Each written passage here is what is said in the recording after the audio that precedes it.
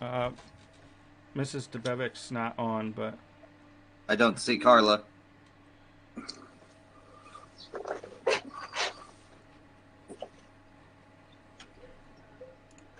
we are streaming, so just whenever.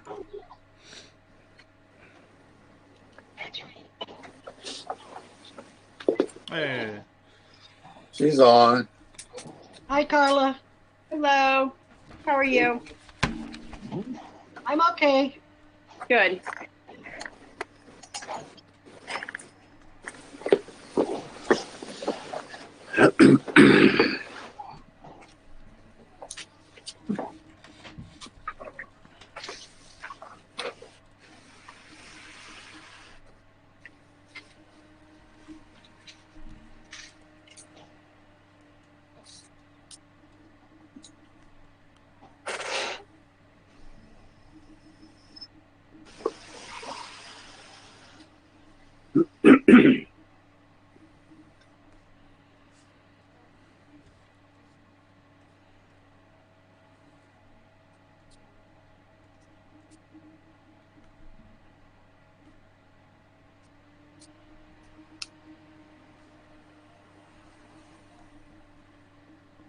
Okay, it's 6 o'clock. Just a reminder, make sure you mute your microphone when you're done talking to prevent feedback. Okay, today is Monday, May 3rd, 2021. Tonight's meeting is a committee of the whole meeting, but before we get into the committee of the whole meeting, we will do our individual committees. First up tonight will be streets, sidewalks, and lighting with Mr. Greer. thank you, Mr. President. I'd like to bring to order street, sidewalk, and lighting. It is May 3rd, 2021. Time is 6 p.m., and we are virtual. All members of the committee are present, and all council members are present, and guests noted. Topics of discussion: there is no request for legislation. So we'll move on to miscellaneous discussion today. I have two things, and I want to check to see if Mr. Tracy is on the line. Yep. So I have, well, we all see that Fifth Street is just about, it's not done, but it's looking a lot better. This is the first phase of the project. Last committee we talked, Mr. Tracy informed us that we were going to do the mill and fill first, and then they were going to be doing some curb work, and then they were going to go back and do the final layer on the road. So that's where that's at. I haven't checked State Street Bridge today. I've been working. So, Mr. Tracy, if you're on the line, could you give us an update on Fifth Street?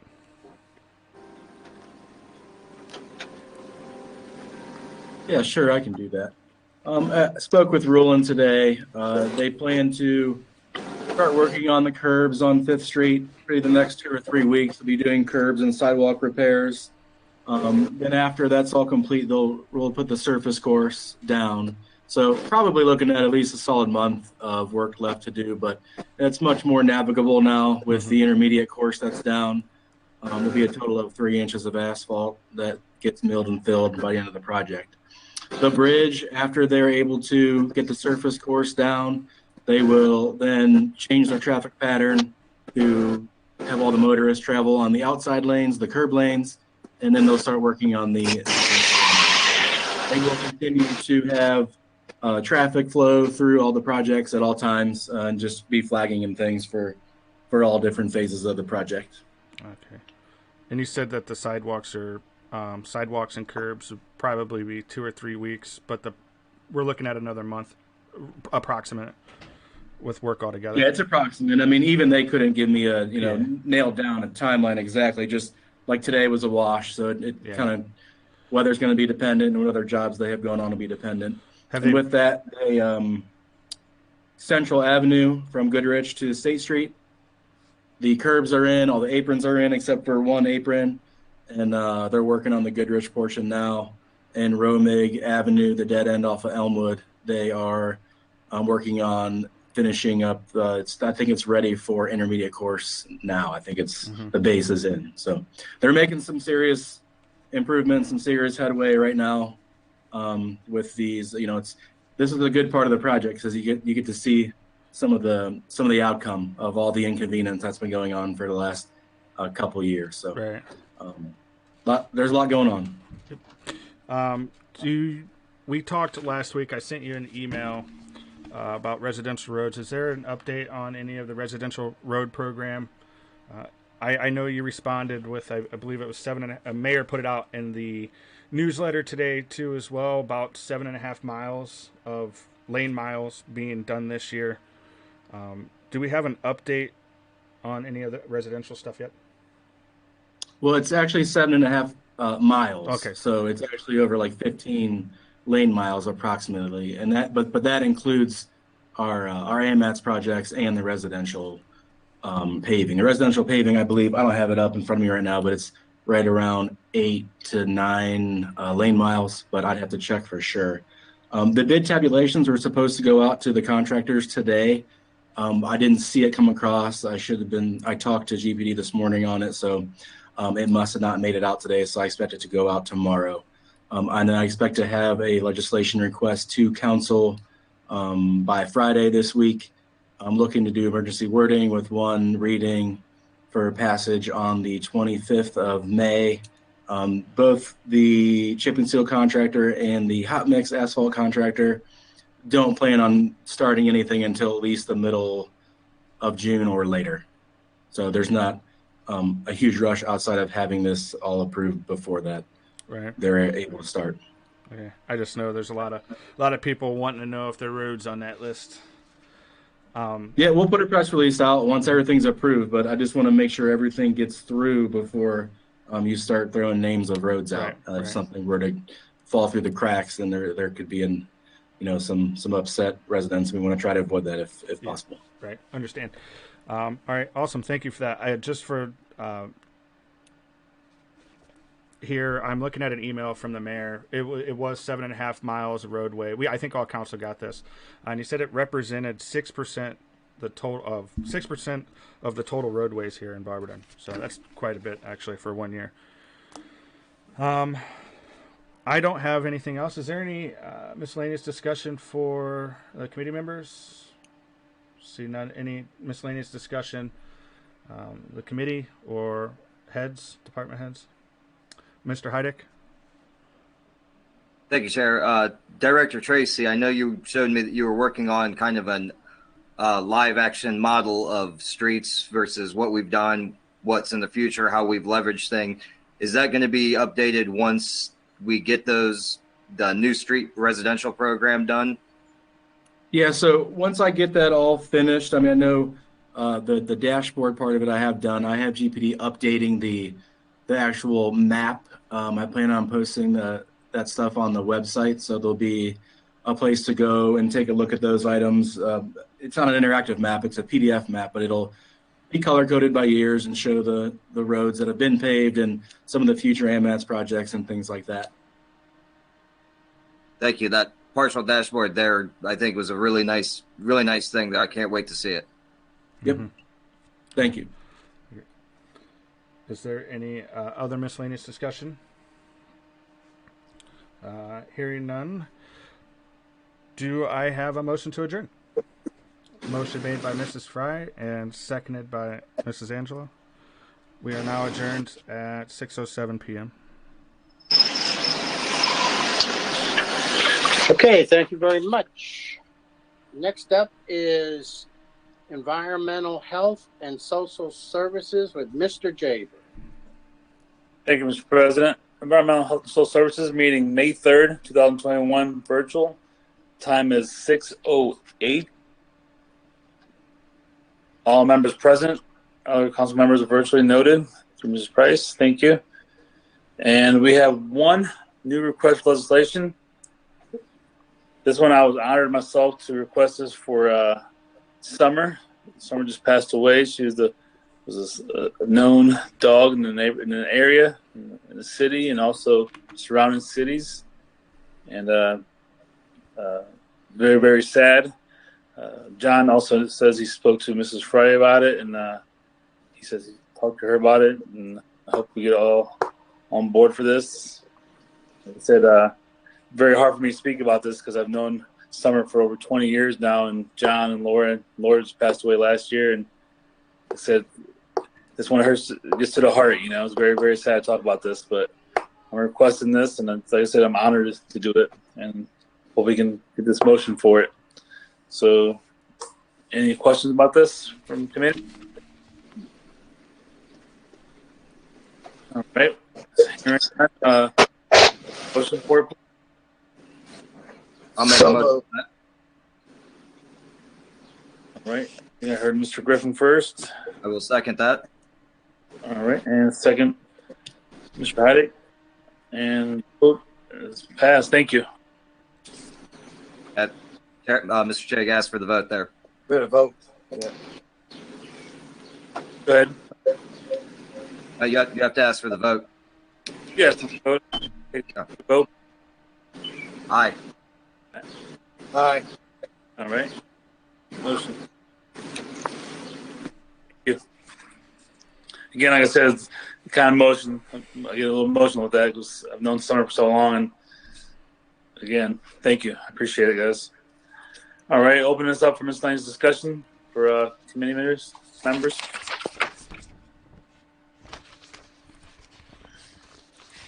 I have a question. I can't see you on the screen. Is that Ms. Devevic? It is. All right. I'm just wondering if we know how many. First of all, I'm excited that we have a vaccination clinic on Friday at Block 7. Do we know how many doses we're expecting and which vaccine it is? I would have the mayor answer that question. Mayor, John? Yes. Not sure how many doses they have. Last time I received word they had all 3 vaccines. That may have changed. But they did kind of lift the, you probably saw in the news, they lifted the Johnson & Johnson kind of pause. But they did have all 3 then. The numbers of people getting vaccinated currently versus just a few weeks ago has really dropped. So I'm not sure how many doses they have, but they've got a whole list of pop-up clinics over the next few days. So they'll probably just take from each one, and they're kind of short hour. That's not all day, if you saw the hours. So sorry, I can't answer specifically. I'm still waiting for some information. No problem. Thank you. I appreciate it. That's all. Sure.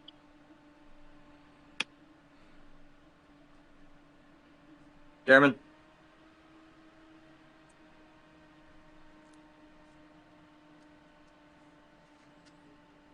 He looks frozen. It looks like he froze. Yeah, it looks a little frozen. It looks like he froze up there. It's really slow, Ryder. Well, if there's no objections, I'll go ahead with my question there. Okay, I don't see any. Mr. Mayor, along with the constant promotion, I have been getting asked, can we put something on our social media site? One question I'm getting is, what does a person need to bring in order to get the vaccine? There's no appointments needed. You're supposed to bring your driver's license, and if I'm assuming, if you're getting the Pfizer or the Moderna, and you've already gotten the first shot, they prefer you to go to the same place that you got the first shot for the second one. So I'm not sure if people show up looking for the second dose, if they will be accepted or not. I'm waiting to hear back. But short answer is bring your ID, and you should be okay. Thank you.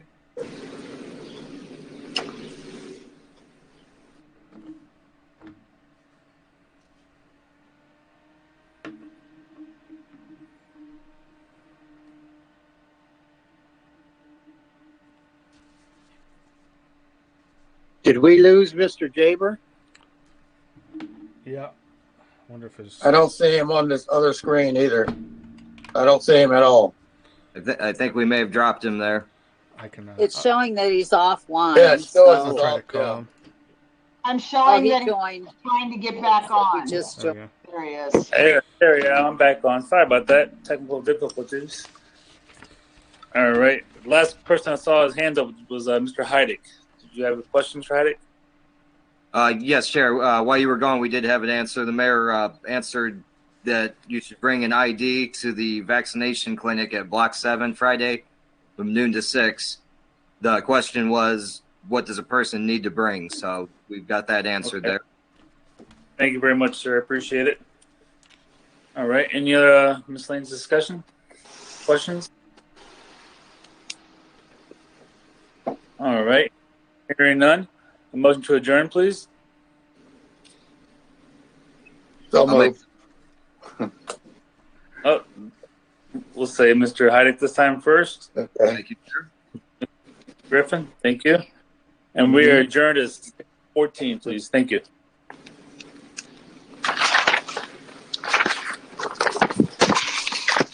Okay, thank you. Next up is planning, annexation, and code with Mrs. Anderson. Thank you, Mr. President.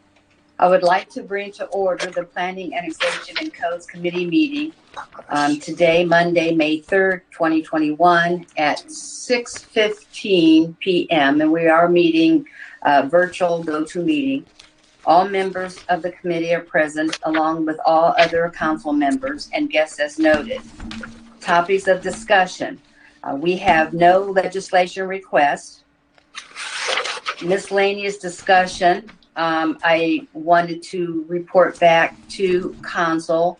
The Planning Commission meeting was April 21st, 2021. Lemon Properties will be submitting their final plans either the month of May or June. Stacy had talked about 7 houses that will be demolished this year. I asked Mr. Hunt if there's any possible way that he or someone on his staff can give the city-owned property lots by ward. So you would be receiving your own ward for any of the vacant properties in case you get calls from your constituents that are interested in selling that. So he's going to work on something of that sort. We talked about the development code update. He's in the near future will be advertising for a consultant and looking at possible grants. This cost to update the development code can be $150,000 to $175,000. And it will probably take a year, possibly a little longer on that. And that's all I have to report. Does anybody on my committee have anything to say? Well, I can't. Nothing, Mr. Greer? Yeah, actually, I just wanted to. You had your hand up or what you were doing? I was trying to hit the unmute button and everything. I just wanted to. I think that the properties listed by ward is a great idea. Yeah. Instead of looking at, it's easy just to look it up, but if we had a list, I think it would also, when a list is compiled, it makes it easier for everybody to find information on it. So I think that's a great idea.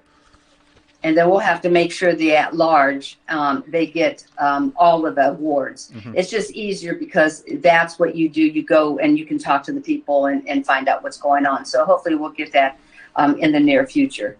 Anything else from anybody on the committee? And I just want to add to that. Sorry, Council. Go ahead, Mr. Hunt. Go ahead. Yeah, I just wanted to add to that I'd like to present to council kind of the broader strategy towards disposing of vacant land that the city owns, just to get everyone's kind of, thumbs up, thumbs down, questions, just more or less give everyone kind of some overview of where we're coming from. Mm-hmm. Mm-hmm. So when appropriate, I can present that at a council meeting. Okay. That would be great. Because now we're getting a lot of calls and the lots are empty and the grass is growing and who owns that lot, who does this and who does that. So I think this is something that can help maybe even the administration as a whole, so we know when somebody calls. Is there anything else from the body, from the council? No? Yes. Chair? Oh, Mr. Heidi? Thank you, Chair. My question is for Director Hunt there. Has the foundation, have you been able to speak to them on anything involving the development code and possibly granting some of the costs to update that?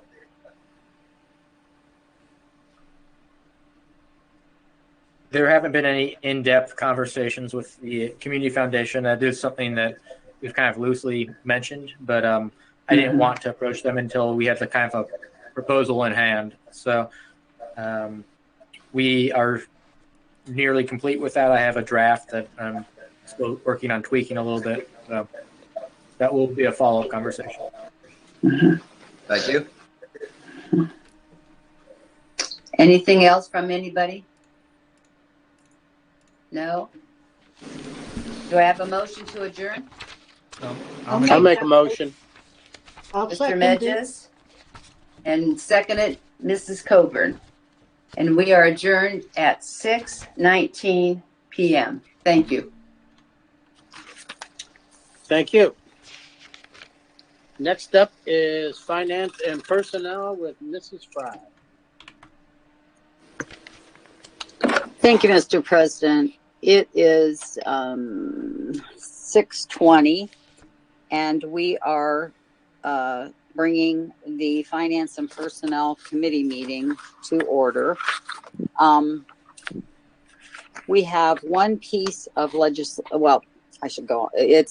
Monday, May the 3rd, and as I said, the time is 6:20, and we are meeting virtually.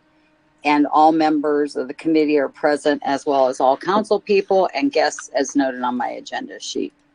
The topics for discussion tonight are that we do have one piece of legislation that has been requested. It was a letter requesting legislation in support of the protection of the right to organize, the PRO Act. This request was actually from Mr. Heidick. I don't want to take credit for this request. Mr. Heidick forwarded a copy of the template used by other communities to Mrs. Miller for her to go over and to make any necessary changes to the legislation. After Renee got it, she contacted me and she needed a letter. Therefore, I provided the letter, but it does say that it's requested from me, but the request is actually from Mr. Heidick, and I will be presenting this legislation. Does anyone have any questions about the legislation? I can't see everyone's hands, so if you do have a question and I don't call on you, Mrs. Angeloff? Thank you, Chair. This is for Mr. Heidick. I had pulled this up today, and it looks as though the House passed it on March 9th, but it hasn't been passed in the Senate as of yet. Is that correct? That is correct. It'd be in support of the Senate passing this to protect not only the workers, but it kind of levels the playing field. There's some unjust rules and laws across certain states, and I know Ohio's tried some of them. This really is something that, in conjunction with upcoming infrastructure plans and even the rescue plans, should go hand in hand with it. I believe we might have somebody on the line tonight to speak a little more on it, if I'm not mistaken. I have one more question, Mr. Heidick. Certainly. Can I go ahead with my question? Absolutely. The second to the last whereas through the expansion of collective bargaining under the PRO Act, it says there will be increases in pay. That language, what do you mean there will be increases? I think that will should be changed to may because of certain collective bargaining that's already in contract. They're contractual already. I don't know where that will be increased. I think that's kind of it's kind of loaded right there. When you do have union contracts that are already, you'd have to open up their contract, is what I'm saying. And that's the only thing. I've read this and I got online. That's the only thing that I don't like that wording on there that says there will be increases in pay. Can you explain that to me? Yes, the rest of it goes on to point out certain sectors of people in communities where areas of non-discriminatory laws are falling short. So in certain areas of the country where certain laws and rules are still failing certain groups of people, this would again try to help level the playing field where discriminatory laws are holding them back. Chairperson, if I might speak, please. You certainly may, Mrs. Doherty. Go ahead. I have a concern about that same passage as Mrs. Angeloff. I certainly agree with equity and inclusion, and I believe that our city handbook, the non-bargaining policy, and every one of our contracts speaks to those issues of equal pay. Well, not necessarily equal pay, but for non-discrimination. Let me put it that way. So I do believe it may hinder negotiations or put the thumb on the scale on the side of unions, and which is not a bad thing, because that's what negotiations are all about. I'm not saying that's a bad thing. I'm just saying that it does. I believe it puts a thumb on that side of the scale that would maybe even handcuff us in negotiations. Perhaps not. I'm just a little concerned about that. And again, it's not that the city's position is to not give raises. It's that, we have an obligation to the citizens to be mindful of the overall budget. I don't necessarily, again, disagree with the overall intent of the act, but we have non-discriminatory clauses in all of our binding documents having to do with non-bargaining and all of bargaining. Thank you. Thank you, Mrs. Doherty. And thank you, Mrs. Angeloff. Are there any other questions? And as I said, Mr. Greer. Hey, thank you, Chair. Make sure I'm off mute. All right. So I just wanted to put I'm not trying to sway anybody's opinion. I just want to make it, I highly, I know this stuff can get confusing. I really hope that everybody takes the time to really read through this and look at all sides of this. The PRO Act is huge. It has a ton of great things in it. However, it does strip the right to work completely.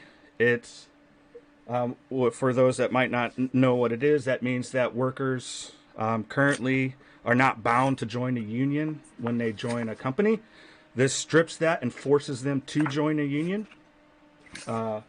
This also eliminates the ability for, let's say, the workers to go on strike, that the municipalities cannot substitute, so the city will come to a halt in our case. This also opens the possibility for no retaliation and also allows second strikes, which means if the union in another municipality or another area goes on strike, that they have the ability here to go on strike, and it ties our hands to move forward. So it kind of forces everybody. Those are just some of the things that I have issue with this entire thing. A lot of it's good too, but I just wanted to just make sure that everybody really takes the time to really read the pros and cons of this. So that's all I have. If I may, Mrs. Fry, if I may. Yes, you may. I think this is a question for Lisa Miller. I don't have the answer. I just don't know if a piece of legislation, even if it comes from the federal government, can overturn a U.S. Supreme Court decision that was based on case law. I didn't read that into this document, and I'll reread it with that in mind, Mr. Greer. And perhaps you're completely right. I don't recall reading that portion of it. To force people into unions after the Supreme Court has decided that is not required. I'm curious about that, and I think that is a question for our law director, So, and I can't answer that. Just for everybody at congress.gov, it's HR 842 in the 117th Congress. It's there's a passage in it. It says this bill will also allows the collective bargaining agreements to require all employees represented by the bargaining unit to contribute fees. Now, here in town, we have workers that are represented by the union but don't pay dues because they call them, like, there's names for them. I don't, but there is workers here in town that are not part of the union. So I think that it does, and you know, it's worded a little different in the passage, but I can send the link out to everybody. This is just directly from the summary of the bill.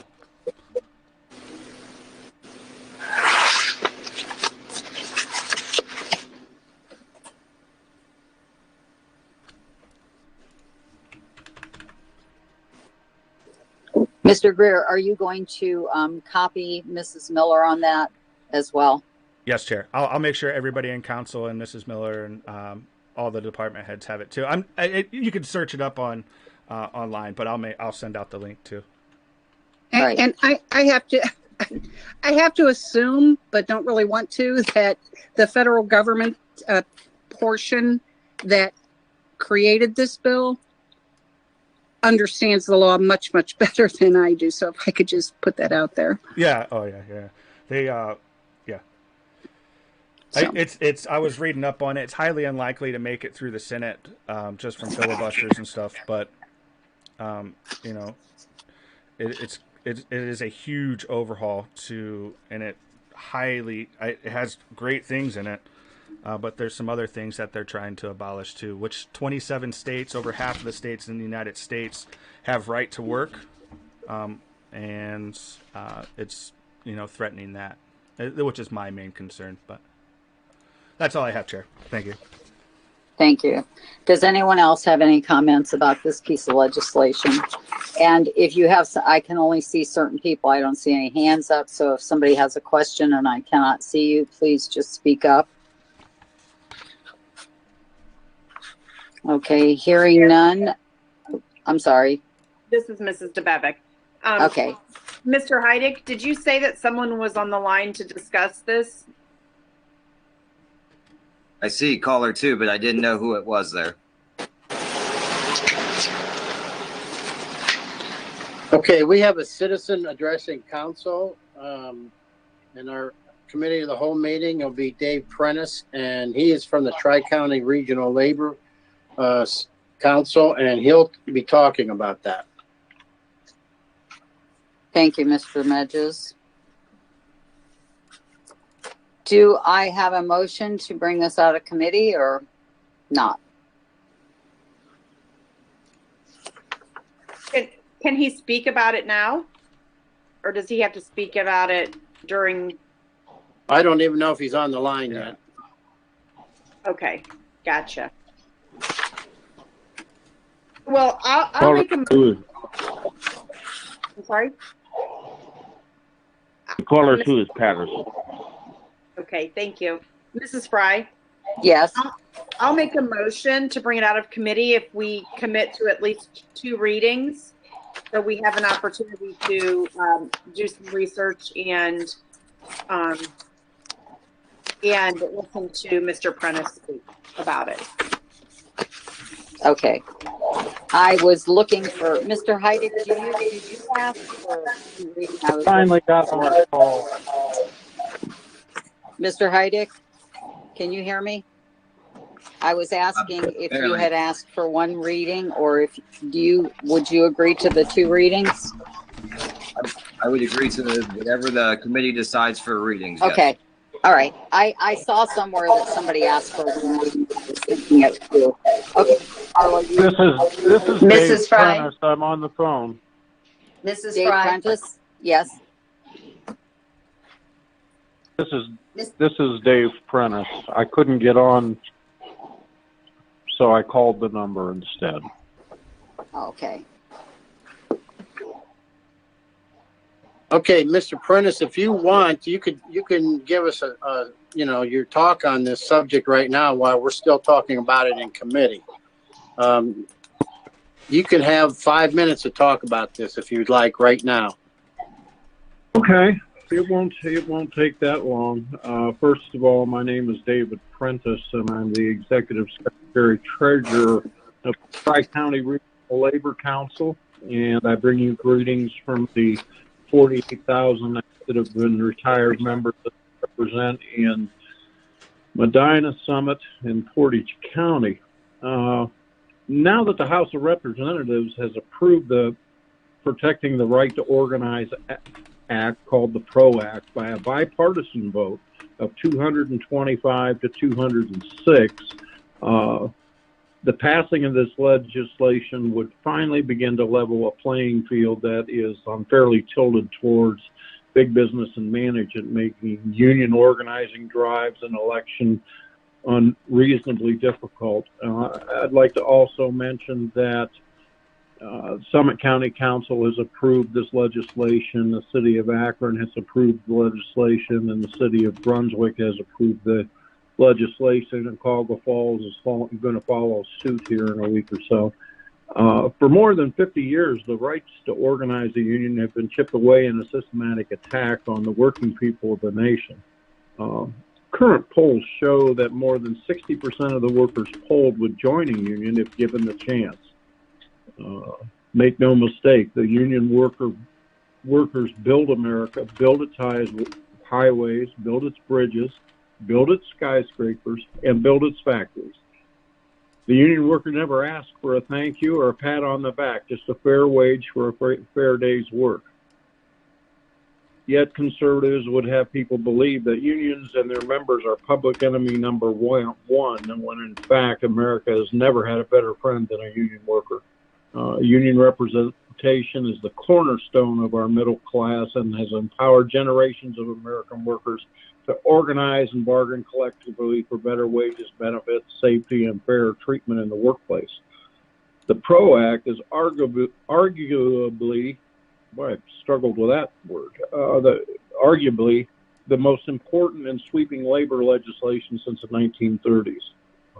There are tens of millions of workers who want to join our movement. The union bond is so powerful that corporate interests and their allies across the country desperately want to smash it. In fact, Jeff Bezos just spent $100 million to fight the Amazon organizing campaign in Bessemer, Alabama. They're only interested in further enriching the corporate billionaire donors. In fact, Senator Rand Paul introduced a bill counter to the PRO Act and makes it harder for workers to unionize. Even President Eisenhower was a supporter of trade unionism. How is it that a party holds anti-worker positions? The current GOPs, wrapping themselves up in the American flag, state that they love America while at the same time hate American workers. If unions are so bad, you got to ask yourself the question, why do they spend vast amounts of money to defeat them? The sad truth is the only strong voice the working families have in the U.S. Congress and the U.S. Senate is that of organized labor. It is time to make that voice a little louder. And I urge you to pass the resolution supporting this PRO Act. Thank you. Does anybody have any questions for Mr. Prentice?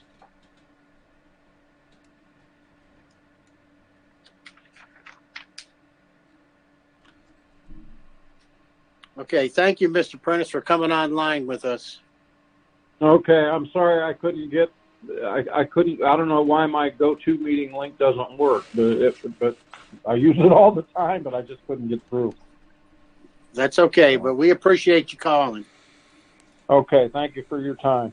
Thank you. Bye. Back to you, Carol. You're muted. Thank you, Mr. President. I wanted to speak to Mrs. DeBevick. Do you still want to make a motion saying that you'll vote for this to come out of committee as long as we have 2 readings? Well, I'd like to make a motion that we call for this. I would tentatively like to say 2 readings to give the law, just so we aren't voting on it next week as an emergency, to give the law director time to weigh in if she would like to, and for any other council members to get questions asked. All right. But yes, I'll make a motion that we call for it. If we decide that we want to vote sooner, we can. If nobody has any questions, that shouldn't be up to me. I'll make a motion that we call for it. Do I have a second? Mrs. Angeloff, seconded by Mrs. Angeloff. All in favor? Yes, Mrs. signify. Fry. Yes. Mrs. Fry. I agree with Mrs. DeBevick. 2 or 3 readings to do some research on this for our law director, and for us to be able to get on the HR 842 and research this. This, Barberton is a union town, and this is something that we have to really look at. And so I think even if it has to go 3 readings, I think that's good. Thank you. But I will second motion this to bring it out. Okay, and let's take a vote. All in favor signify by saying aye. Aye. Okay. And I did make a notation that is tentatively 2 readings based on research. And I might add that Mrs. Miller did see this piece of legislation. However, it was only a template for what they are wanting to be passed in support of the bill. And I don't know if she's actually looked at the bill, and I have not, and I will when Mr. Greer gets that link to us. Thank you. It already. So I beg your pardon? Yep. Mr. Greer already sent it to us, so we should have it. Okay. Thank you. Then I was, the next thing on the agenda is miscellaneous discussion. And for the past several weeks, or past 2 weeks, we've been having a little bit of a discussion at the end of the meeting after everything's done and we're making comments and what have you.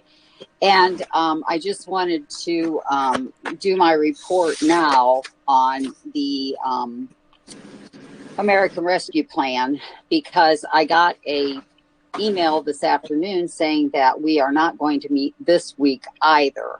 We won't be meeting till the 10th. And actually, I think that the mayor has gotten an update saying that the guidelines are supposed to be out by May 10th. We'll have to wait and see on that.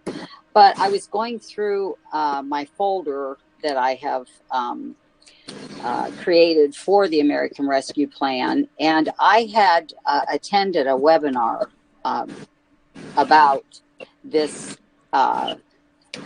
rescue plan, and I just wanted to cite a few things that were in it. Not that I have any guidelines or anything, but I just wanted to say some things about the plan so that everyone knows what a huge plan this is, and it involves many cities and counties across the United States.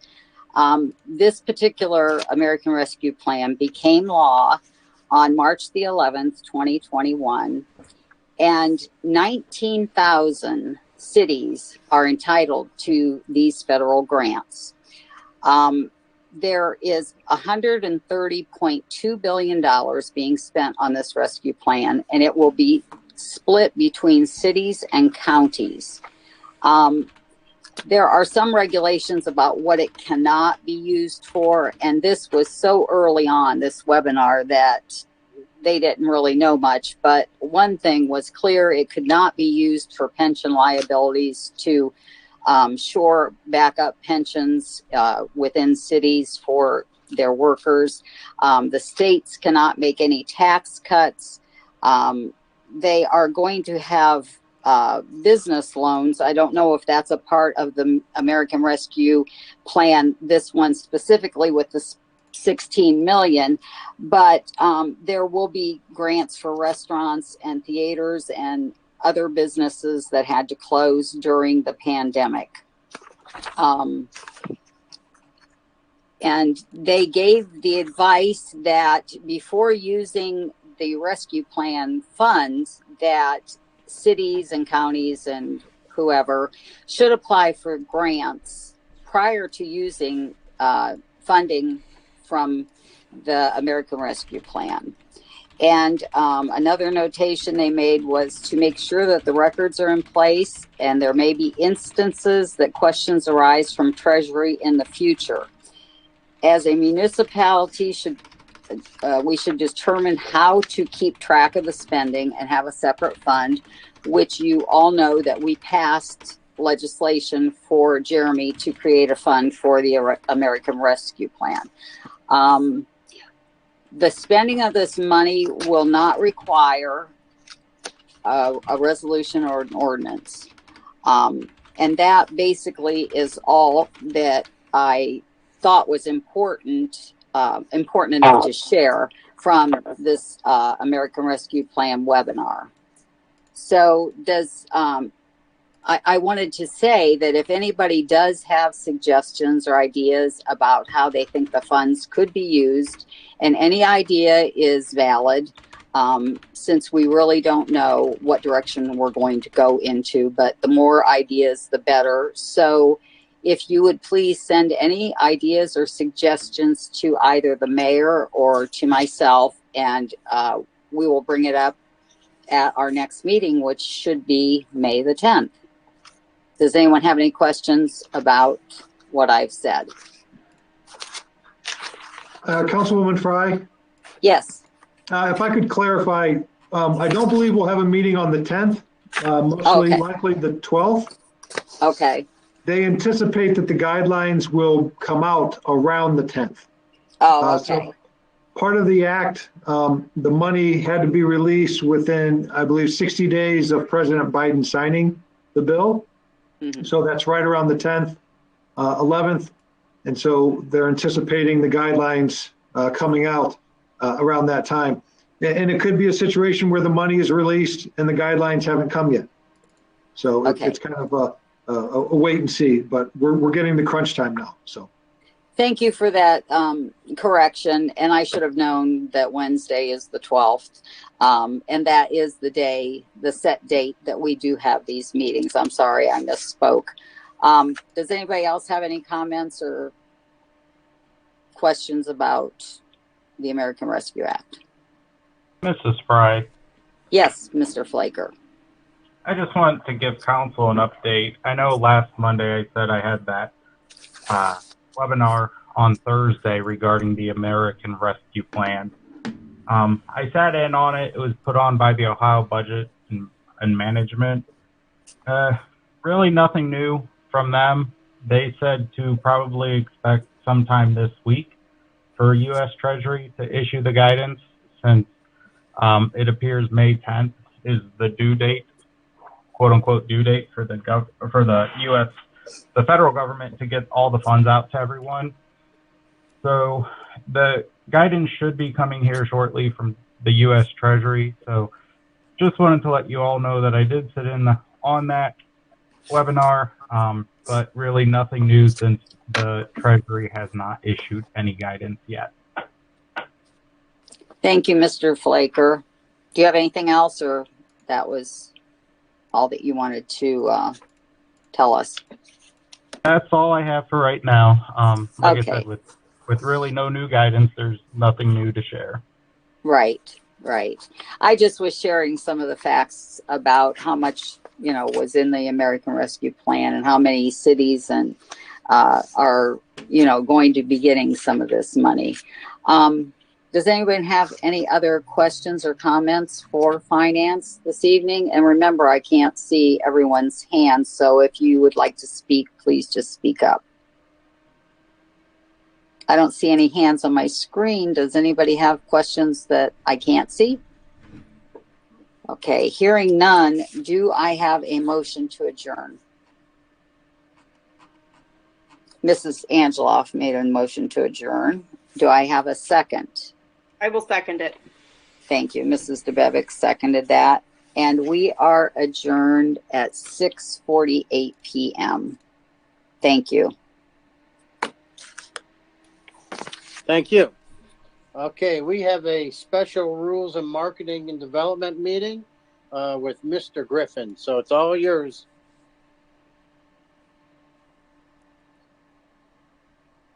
Thank you, Mr. President. I would like to call this meeting to order today at 6:49, May 3rd. We are meeting virtual. All members are present. Tonight, we have one piece of legislation to call for. A letter from Trevor Hunt requests an ordinance approving fiscal year 2021 CDBG annual action plan budget and declaring it an emergency. Does everyone have their copy of the changes or the breakdown of the budget? And do we have any questions about it? Mr. Tracy, Mr. Trevor, would you like to explain a little bit to them? Go over it. I appreciate it. Sure, yes. As you may recall, just briefly from our conversation from last week, this is an annual allocation from Community Development Block Grant, CDBG, and there's obviously federal guidelines that we must follow in terms of, how we spend our allocation and meeting certain criteria, as well as when we do that in terms of timeliness. And we did advertise for public comment / public viewership of the plan from April 15th through May 15th. We have a copy of that plan up in our office. Before you, I shared the budget breakdown. I provided some more details per the request of City Council. So our annual CDBG allocation from the difference between 2020 and 2021 is roughly $3,000 or $4,000 there. It went from $657K to $660K. And you'll see on the material that was handed out, the difference in between the years, between 2020 and what we're proposing for 2021. So starting at the top, the administration, it's capped at 20%. That means that we can spend up to 20% of our yearly budget on or allocation on administrative duties. So we're up roughly 1,000 in that category compared to last year. The code enforcement you'll see there went from 149K to 160K. Again, this is all what's being proposed. That is up about 11,000. Public service, which I went into finer detail below. This went up about 6,000 from the last go around. Housing rehabilitation, we went from 43,000 to 73,000 being proposed this year, and subsequently demolition went from 80,000 down to 40,000. In terms of economic development, I'll revisit that here in a second. In terms of economic development, we've allocated about $7,000 more, bumping it up to 76,000, and the capital infrastructure improvements are down about 9,000 from the previous year. Going back to the housing rehab and the demolition, the reason for the shifts in that amount is we have less than 10 demolitions remaining in the city. So knowing that, we don't have as much money allocated for this next year moving forward, and we're trying to shift our focus to more spending more money on housing rehabilitations here in the city.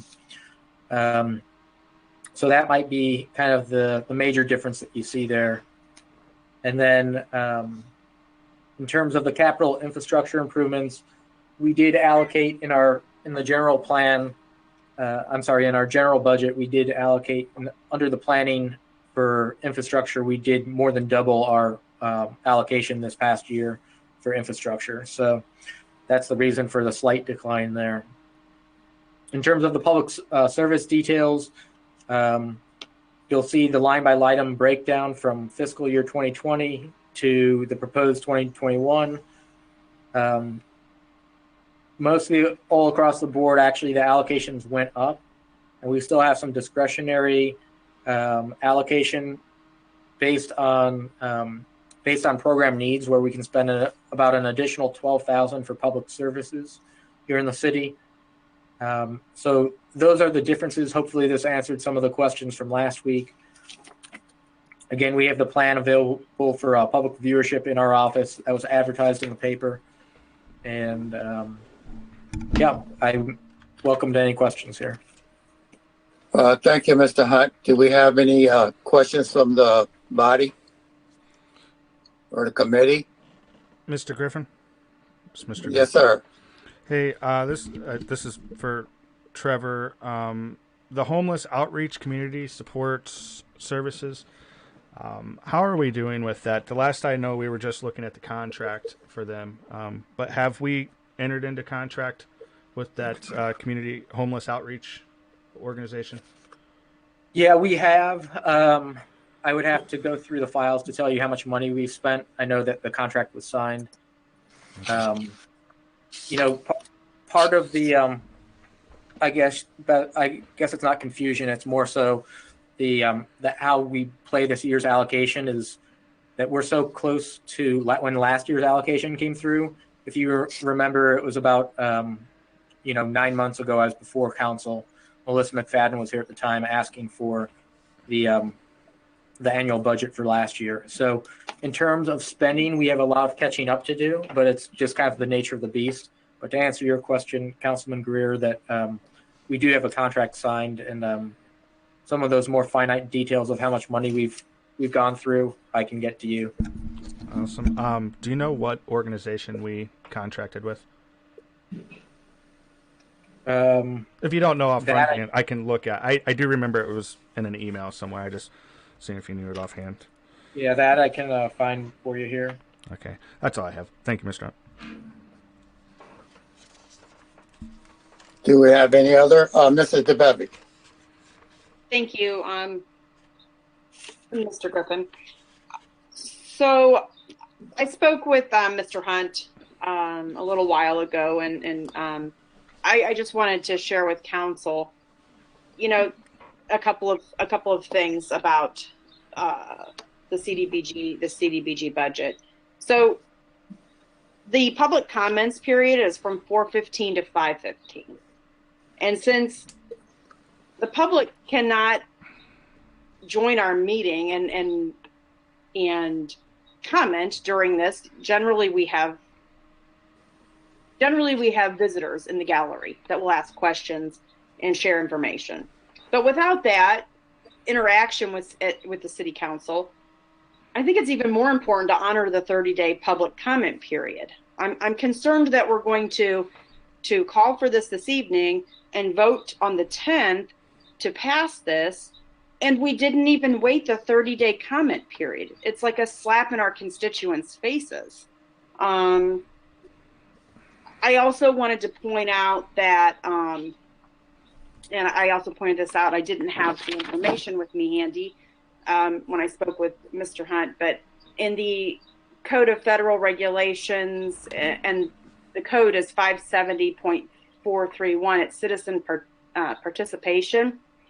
I'm also concerned about the way we're doing our public hearings, because it states holding a minimum of 2 public hearings for the purpose of obtaining citizens' views and formulating or responding to proposals and questions.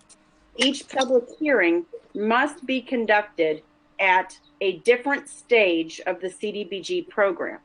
So literally, we're doing the public hearing a week apart, and in all fairness, we don't even have any public at our meeting to offer suggestions. It's not the point of the CDBG program, in my opinion. So I just wanted to pass that concern on to other council members and see what you think. And that's all I have, Mr. Griffin. Mrs. DeBevick, we only have, we have to pass this or lose it. And personally, I think it would be a bigger slap in the public's face if we lost it. I think that we don't have time to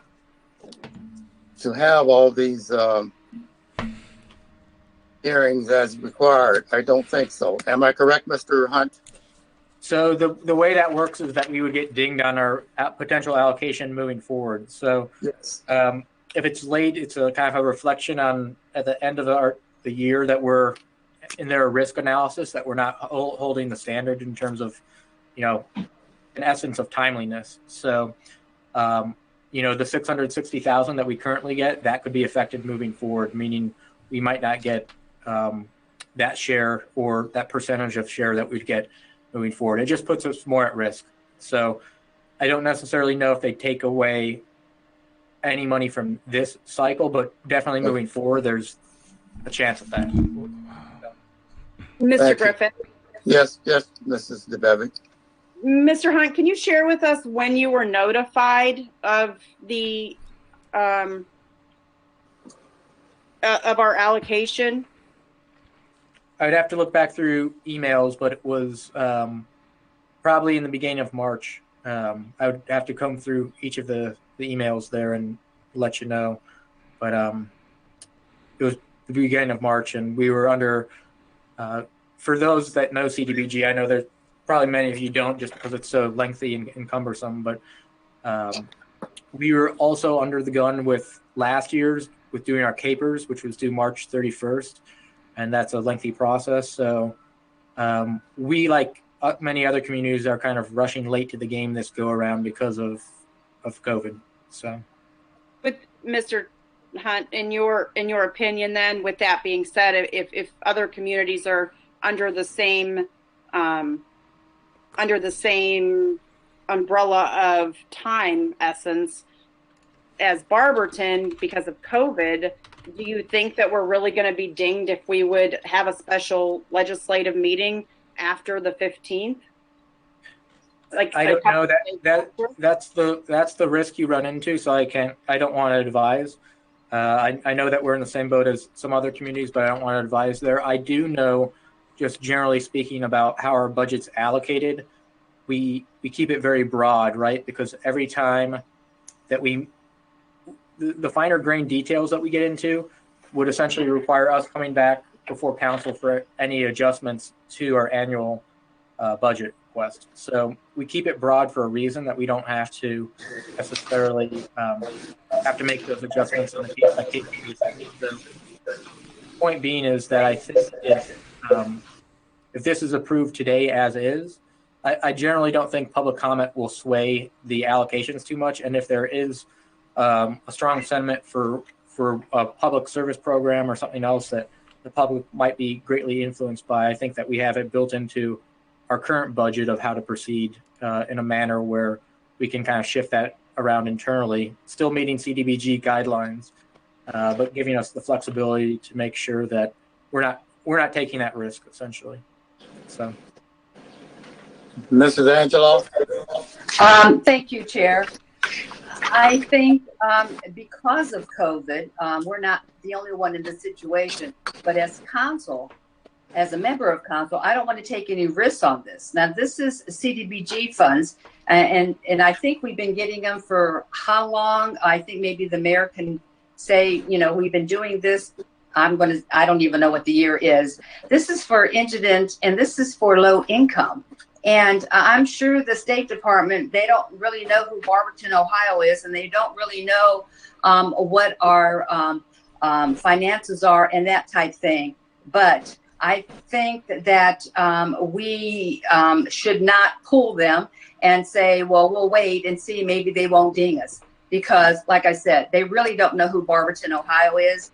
And I would not take that chance on this money that is free coming from the government. And it is for low income and indigent. So I think that the way this has been done, we've never had COVID before. This is a new thing. Everybody's behind on this. And I think we ought to go forward with this and get this passed so we know that we have all of our ducks in a row, that we have this done and we did it correctly. We've always had 2 public hearings.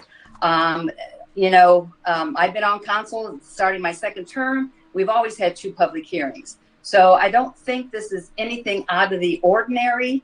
And I would not it would be hard for me to tell, any of my constituents that, well, we're going to take some more time on this and we got dinged.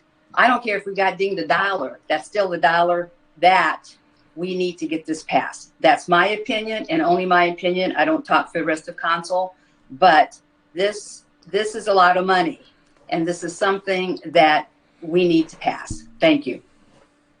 Thank you, Mrs. Danzloff. Go ahead, Mrs. Fry. You're muted.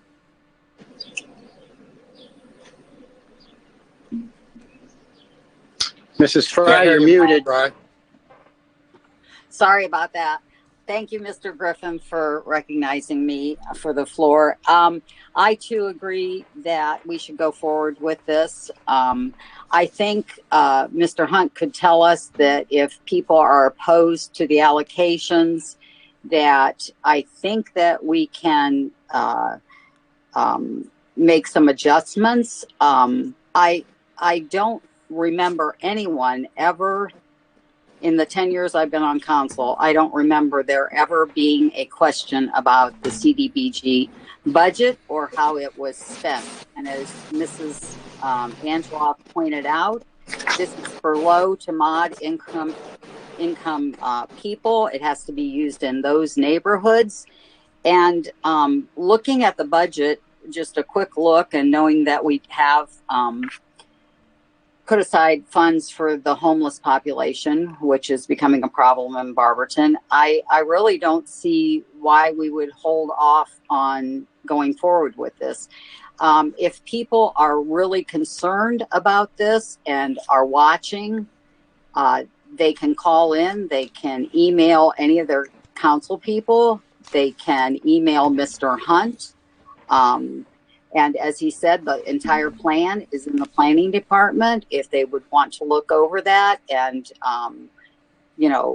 voice their opinion about not being in agreement with how the money is allocated, they can do that. This is different times for everything with COVID, with the fact that we're cut off from the public and that we can't have them at meetings and all of those issues. So I think that when you are getting money from an organization, it is free money. I think that we should go with it.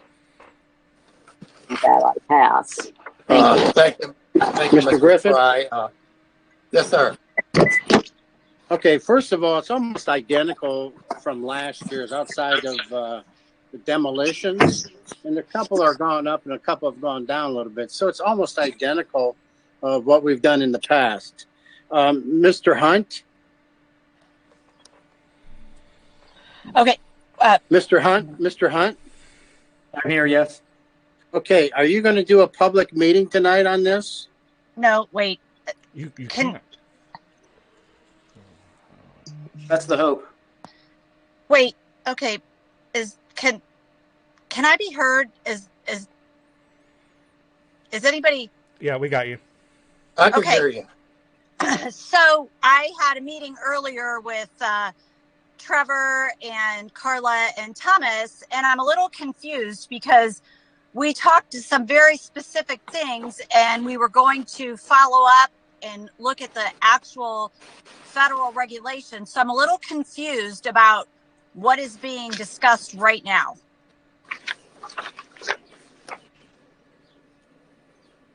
Lisa, I think that I left our conversation was that I'll leave it to council. That's how I left. That's how I understood our meeting. No, that is not at all what we discussed. I said that I actually said we would review historically what we had done in the past. I said, had we historically passed this in May? And I said we needed to review that. Had we passed this in May or June? I said, was May the deadline? The public comment period was April 15th to May 15th. I said we probably shouldn't be passing things before the close of the public comment period. I said we could have a special meeting on May 17th. If a public comment period runs April 15th to May 15th, it doesn't seem appropriate to vote before a public comment period closes. I said that. And then I said we need to follow up to find out if the federal regs allow that and what were the consequences if we did that. That's what we talked about.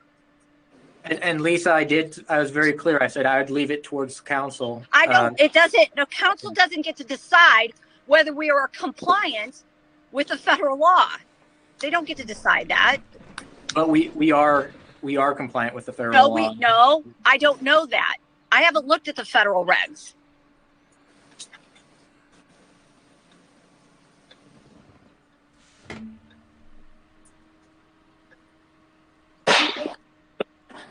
Is we on now, Mr. Mayor? What are your thoughts about this? Well, I believe it seems that we're doing everything that we've done in the past. And I know that any money expended from the CDBG allocation that the city gets on how it's used gets reported back to HUD. And in my conversations with HUD, they've been very pleased with the way we've used our money and the timeframes and our procedures. Has anybody pulled the ordinances to see if we have ever passed the budget prior to the close of the public comment period? Does anybody know that? I don't know.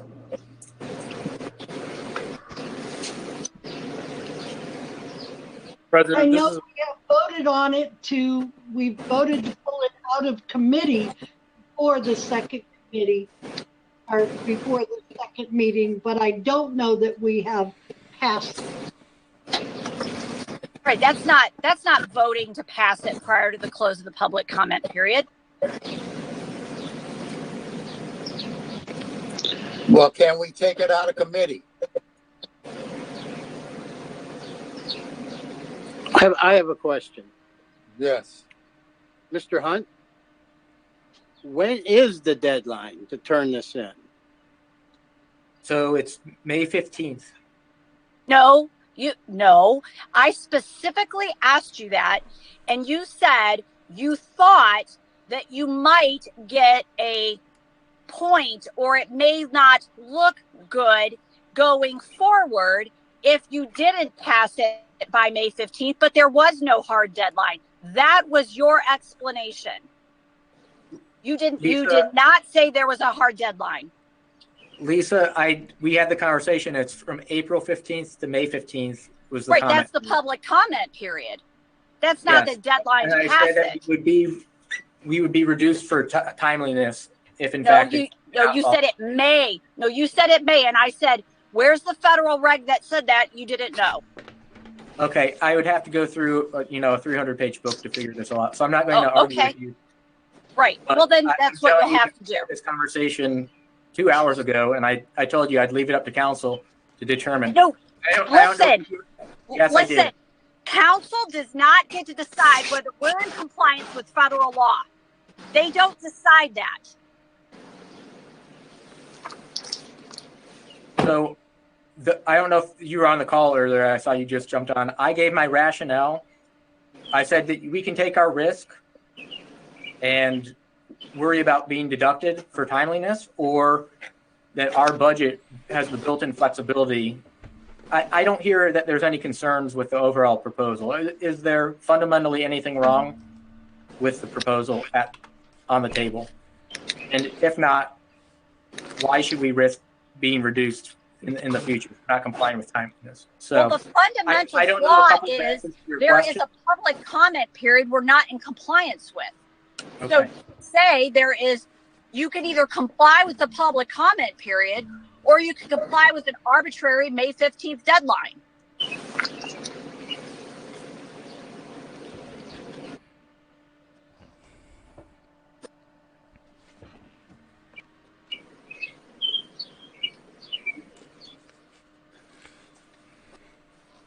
If I may, Chair. Yes, Mr. Heidig. Thank you. Just looking at the city's website, the 2019 action plan was passed on June 10th. The 2018 was passed on June 11th. The 2017 was passed July 10th, and that's as far back as I was able to go. Just in a quick look, I'm still looking here. I think it's also important to understand that every year the federal government comes out with the allocation at different times.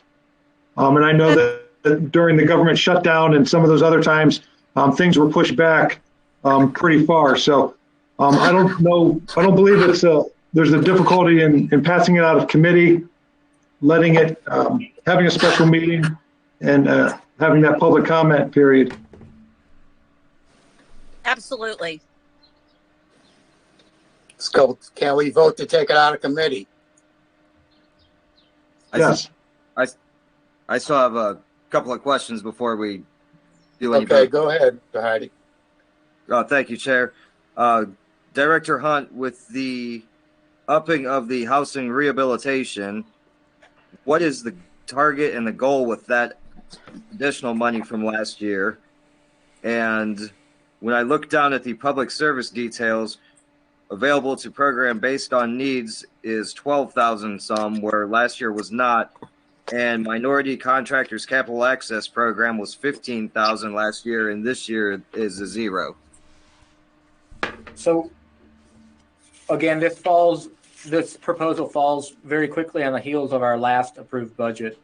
So when it comes to the minority contract, that expenditure, we have not had anyone apply to the city to use any of that money yet. That's why that money's been diverted away from that. It could also fall as an economic development benefit, or it can be viewed as a public service. So knowing that we have, I believe, 12 grand from last year on that, we're not suggesting that we put any more money into that.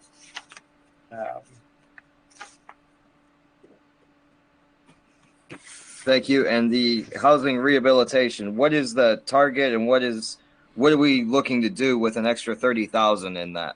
So I think we want to be targeted in the approach here with housing rehab.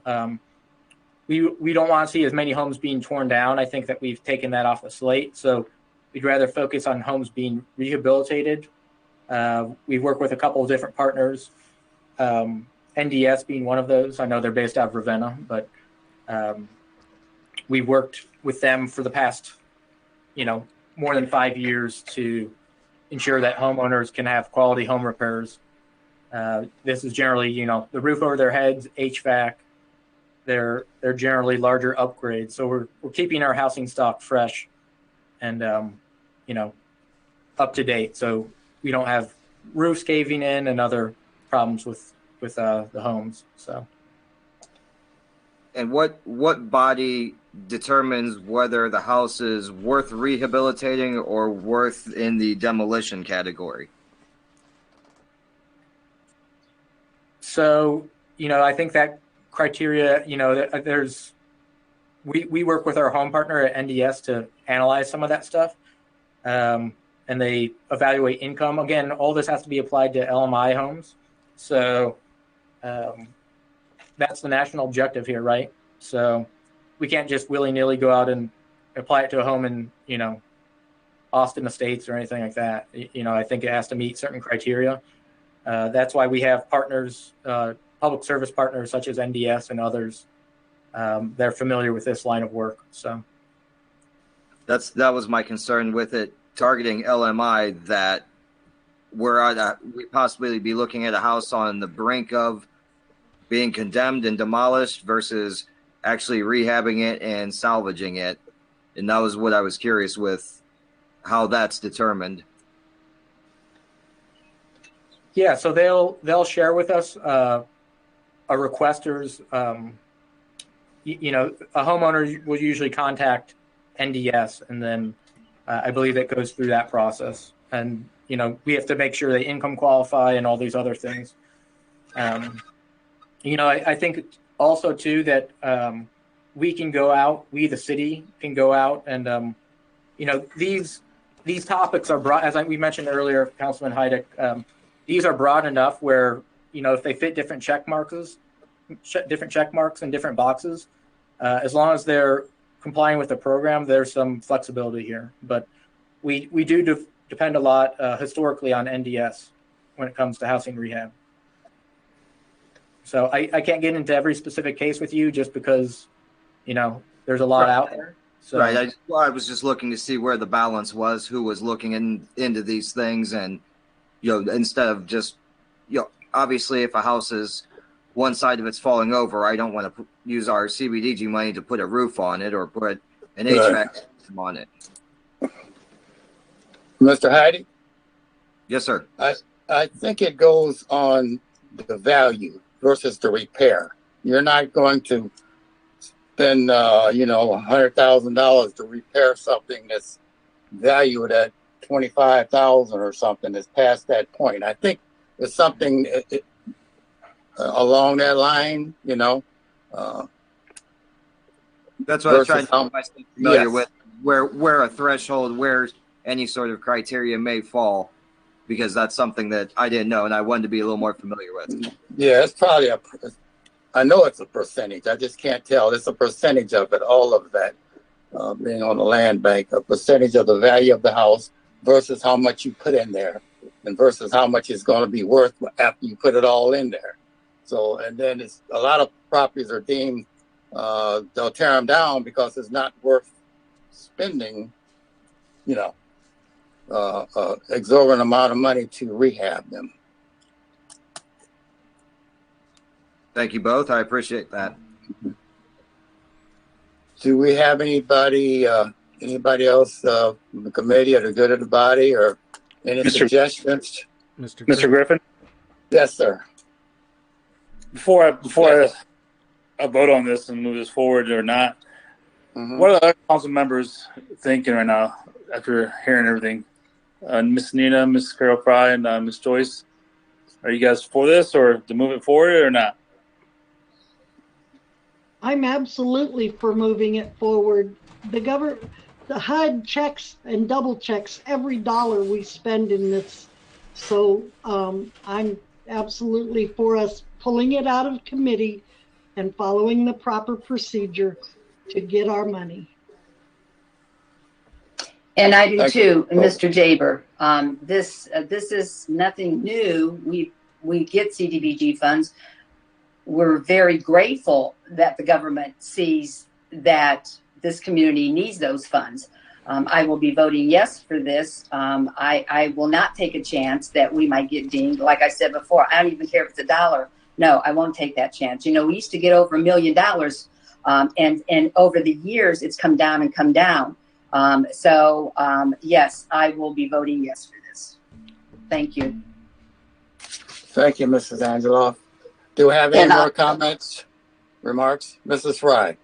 I'm just answering Mr. Jaber's question about whether or not I am for the budget, and I am for getting it out of committee. And even if we have to, have more than one reading, as long as we meet the deadline, I am in support of passing this budget.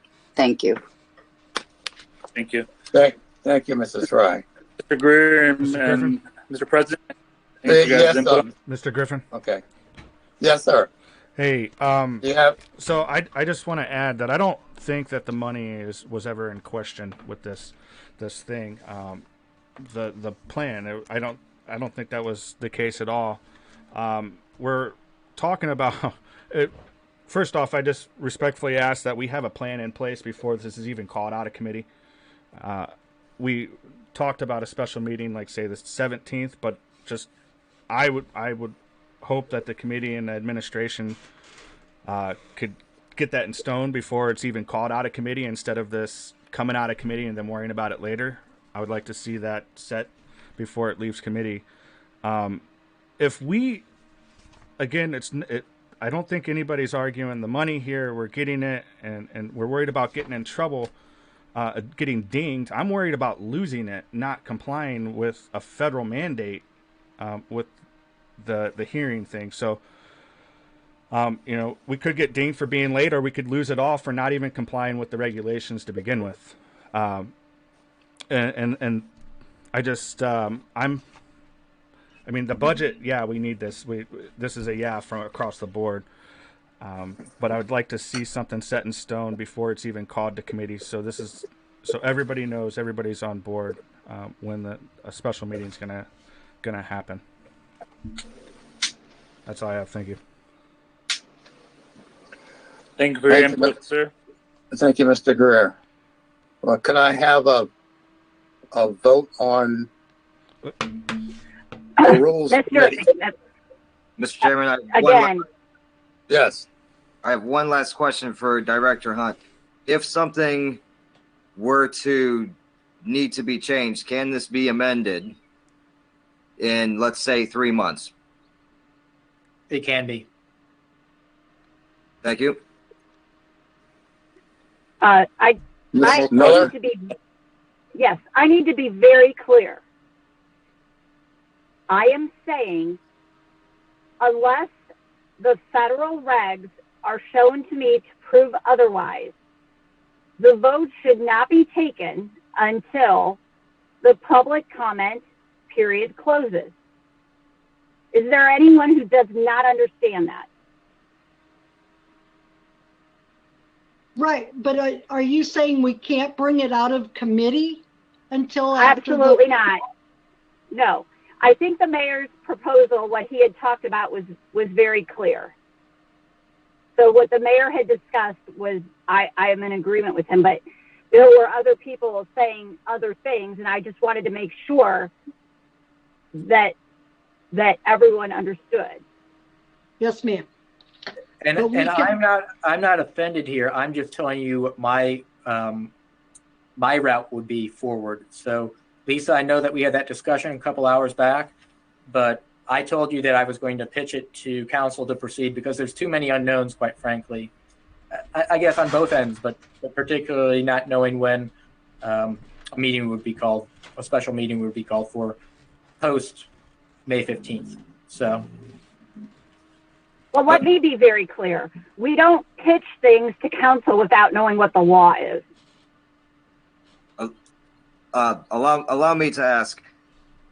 Saturday the 15th or a special legislative on Monday the 17th? We would have the public comment period closes on the 15th. So I suppose you would need to have a special legislative meeting on the 17th. However, having said all of that, we don't even know what the federal law is regarding the close of these dates. We don't know. We are all speculating. Every one of these budgets was passed in June of July every year. The speculation is somehow COVID has pushed all these dates back to May. We have no federal guidance presented to me that the law has changed, moving the dates from July and June to May. No one has presented to me, as the law director, any authority to show me that. No one.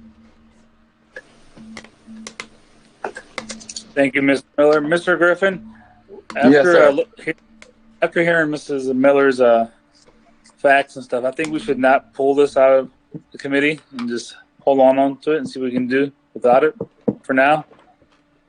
I don't have any objection pulling it out of committee, but it absolutely should not be voted on until we are certain what the federal law requires. I think that's very simple. Here's what needs to happen. It needs to be called for tonight, and until we know 100%, we cannot suspend on any reading until we know for 100%. Thank you, Mr. Heidig. Does everybody understand that? Director Miller, am I correct in that statement? Yes. Is that okay, Mrs. Miller? Yes. Given that, then I will make a motion to call for this. And until we know for sure, I will not make any motions or second any motions to suspend until we know for sure. But I will make motion to pull it out of committee. Pull it out of committee. Thank you, Mr. Heidig. Mr. Jaber, I need a second. I will second. All in favor? Aye. Aye. Motion carries. This will be taken out of committee. Thank you. Do we have any more miscellaneous discussion for rules? Chair? You can't do it. Yes. No. This is a special meeting. You have to stay with the topic. Okay. This Thank is you. this is with topic, Mr. President. Okay. Thank you. Now, if Director Hunt and Director Miller do advise that the deadline has changed or anything, then I will be for suspending, barring both of their expertises and both of their advisements.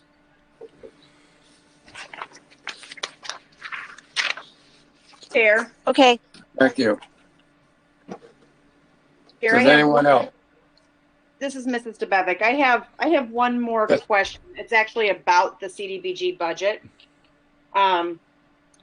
So the code enforcement went up around, well, it did go up 11,000. Are we planning on hiring additional people for this? Because didn't we raise the landlord registration fees to cover some of the code enforcement? So yes, there will be additional staff hired in building for code enforcement. And please recall that the full effect of the rental registration increase won't be felt until 2022 due to the timing of the legislation. Thank you. One more question, or comment really. If we have the additional money that we weren't using for the minority contractors capital access program, and homelessness is a big problem right now, do we have the ability to divert that to the homeless outreach? I guess I'm a little offended at Mrs. Fry's statement about this money is for the homeless and we need to pass it now. Well, we only have $7,000 out of $660,000 allocated for homelessness. I mean, I guess my problem with the CDBG annual action plan is the lack of addressing social needs. This is very little money to address the social needs that the city of Barberton has. That would be my only comment. And I don't know if I need to make that during the public hearing so that goes to HUD, because I don't think, I'm not insinuating that Mr. Hunt or the planning department is not following the federal guidelines with the budget. They absolutely are. I just don't agree with spending $290,000 of our $660,000 allocation on salaries. That's bothersome to me, and that's not addressing social needs. We can do a review of how much money we've allocated. Maybe we can look back several years to see where that money's going, how we've spent it, if we can reallocate money from other areas. Okay, thank you. Mr. Hunt.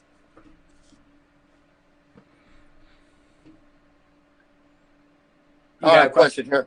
Yeah, for Mr. Hunt here. Mr. Hunt, on the minority hiring, we don't have the really personnel for that. Don't we go through Akron on that? You're exactly right. Yeah. Yes, that's who we contract with. And we contract with Akron for that hiring. Okay. How much do we pay Akron? It's actually not the city of Akron. It's a public service agency out of Akron, and I can look that up here. Okay. I didn't think we covered it. Mrs. Fry. Thank you, Mr. Griffin. I just wanted to say that I was not downplaying homelessness. In fact, last year I was contacted by some of the residents in my ward to go to Melissa McFadden and ask if they could include in the budget money for homeless people. So I'm not downplaying the fact that we have homeless people. I was just pointing out that we had allocated some funds for homelessness, and I don't think that has been done in the past. So I just wanted to clear that up. Thank you. It's the Akron Urban League Minority Contractor Capital Access Program. Okay. That's what I thought. Do we have any more discussion pertaining this subject? Hearing none. Do we have a motion to adjourn? I'll make that motion. Thank you, Mr. Heidig. And second, do I have a second?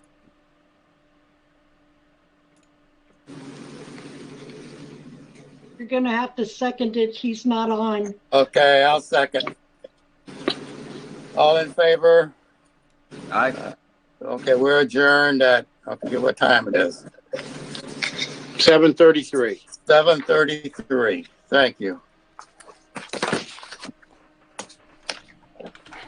Okay, Mr. Hunt, you have the floor.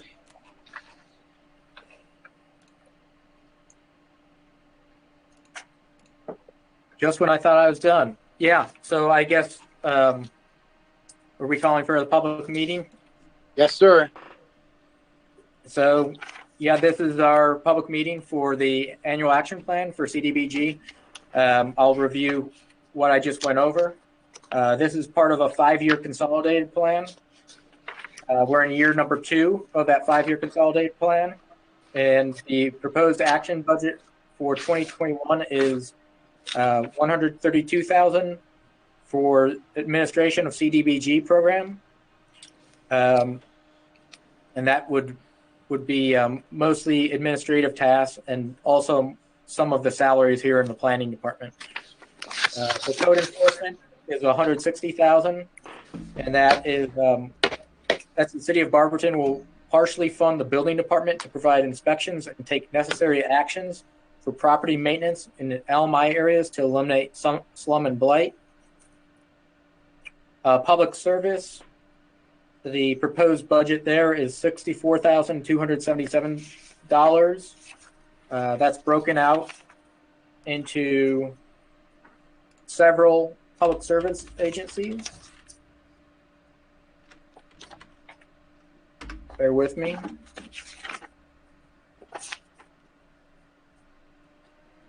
Those public service agencies are fair housing provided on a citywide basis, the Victims Assistance Program, mobile meals, the United Way Financial Empowerment Centers and the 211 line, homeless outreach, and other community support services.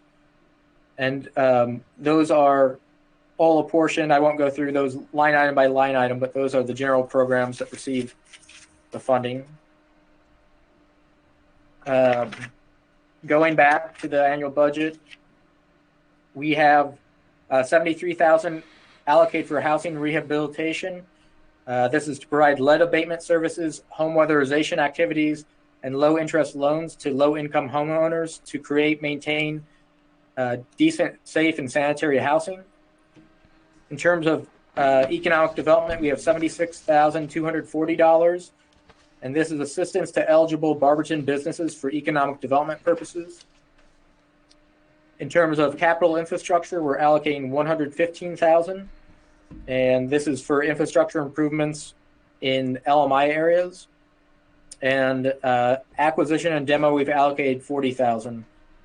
This is for condemned structures in LMI areas. So the total budget is $660,648 for this year. That's up slightly from previous years by about $3,000. So if there's any members from the public on the line, I'm happy to address any questions.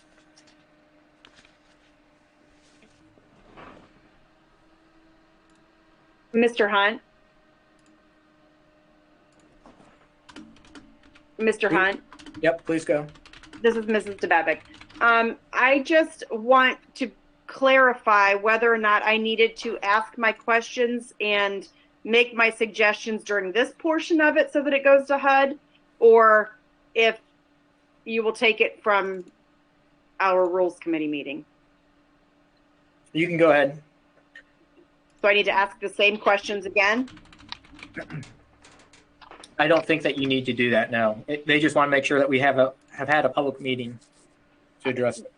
Well, I know that any suggestions, I thought, at least in the past when I sat on the Rules Committee, the prior planning director, any suggestions or comments that we made went along with the annual action plan to HUD. So I want to make sure that my comments are noted.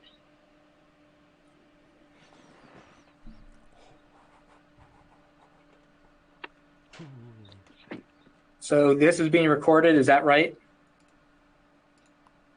Yeah, I can get from you, Lori. Yes, I've got an audio recording on it as well as it's being live streamed. Okay. Thank you. I just wanted to make sure and clarify that in any, that I would like my comments to go to HUD. I'll make sure the recording is sent to you tomorrow morning. Thank you.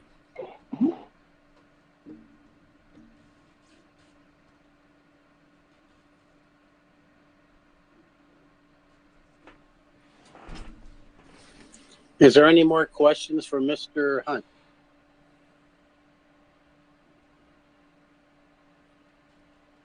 Okay, are there any more questions for Mr. Hunt?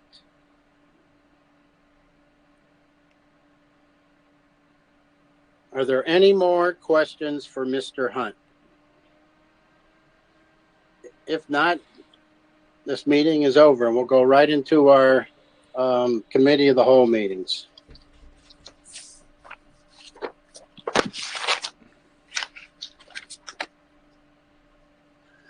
Okay, today is Monday, May 3rd, 2021. This is the Committee of the Whole meeting of the Barberton City Council. I call this meeting together at 7:40 p.m. Please stand for the Pledge of Allegiance.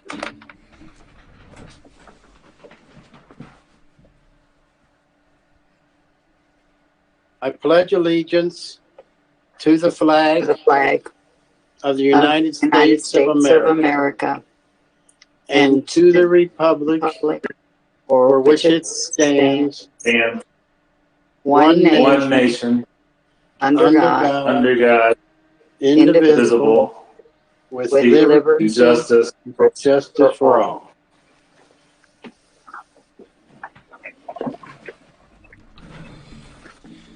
Clerk, please call the roll.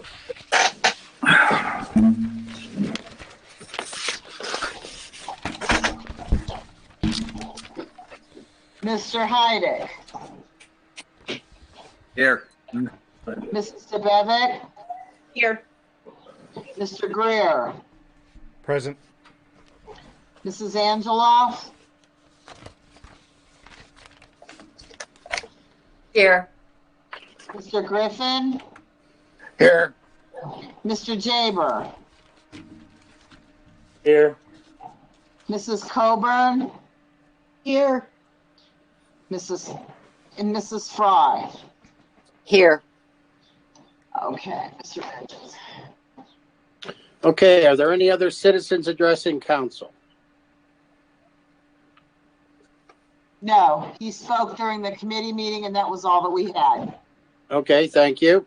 We'll go right into our committee reports. First up is Planning, Annexation, and Codes with Mrs. Angela. Thank you, Mr. President. Planning, Annexations, and Codes met this evening at 6:15, virtual GoToMeeting. All members were present, all council members were present, and guests as noted. We have no legislation to request. Miscellaneous discussion, I had brought up the April Planning Commission meeting. Lemon Properties will be submitting their final plans either in May or June. There's 7 houses that will be demoed, vacant lots. I asked Mr. Hunt, if his office can put up a list per ward for each of our councilmen so we know what lots are available for sale. The development code update, it's very costly. It will take probably a year or so. And in the very near future, Mr. Hunt will be advertising for consultants. Mr. Heidi brought up, were there any possibilities of applying for a grant for the development code? And we haven't even started advertising yet, but that will be something that the planning director can take care of. And with that, I pass. Thank you. Thank you. Next up is Mr. Greer with sidewalks, streets, and lighting. Thank you, Mr. President. Street, sidewalk, and lighting met today, May 3rd, 2021 at 6 p.m. We were virtual. Members of the committee were present. Council people were present, and guests noted. Topics of discussion. We had no requests for legislation. We did have some miscellaneous discussion.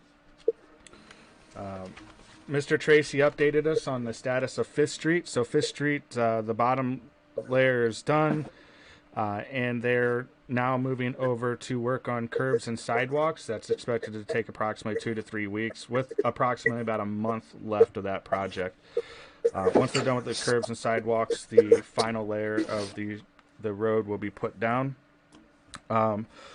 The residential road program is still out, and we should be getting information back on bids and stuff here soon.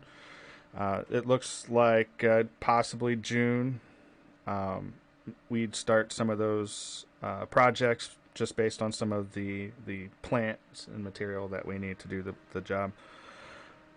Mr. Heidick asked about a road dashboard that Mr. Tracy was putting together. Mr. Tracy said that he was going to be putting together a PDF map to show roads that have been recently updated and repaired, and previous roads and future roads. So we should be updated here in the near future with that map, so we can visually see some of the roads in the area. And then I think it's important to mention also in miscellaneous that this year's road program, along with AMATs and side streets, we're looking at approximately 7.5 road miles to be done this year, which is around 6% of the total roads in town. So that's quite a bit of roads, and we're going to be seeing a lot more construction. There was nothing else, and streets adjourned at 6:07 p.m. And with that, I pass. Thank you. Next up is city utilities and Mrs. Colburn. Thank you, Mr. President. City utilities met last week, April 26th. We had no requests for legislation, and we had no miscellaneous discussion. And with that, I pass. Thank you.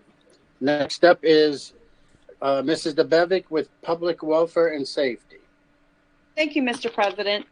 Public Welfare and Safety met last Monday, April 26th, 2021, via GoToMeeting virtually. All members of the committee were present, as well as all others noted. We had 2 new requests for legislation. The first one was a request for City Council resolution to honor the retirement of Lieutenant Christopher D. Hogsworth, fireman paramedic, on April 30th, 2021. So we will be voting on that next week. The next request for legislation was a piece of legislation requested from Lisa Okolish Miller, Law Director of the City of Barberton, to authorize the mayor to enter into a 1-year agreement with the City of New Franklin for prosecutorial services. Mrs. Miller indicated the reason, generally these are 3-year contracts, but the reason that she was only requesting a 1-year contract was to get New Franklin on the same cycle as the other communities. And so we will be voting on that next week. We also had several other pieces of pending legislation, and no one had any comments or questions about those, and we voted on those, and they passed last week. So with that, Public Welfare and Safety will pass. Thank you. Next up is Rules, Marketing, and Development with Mr. Shorter Griffin.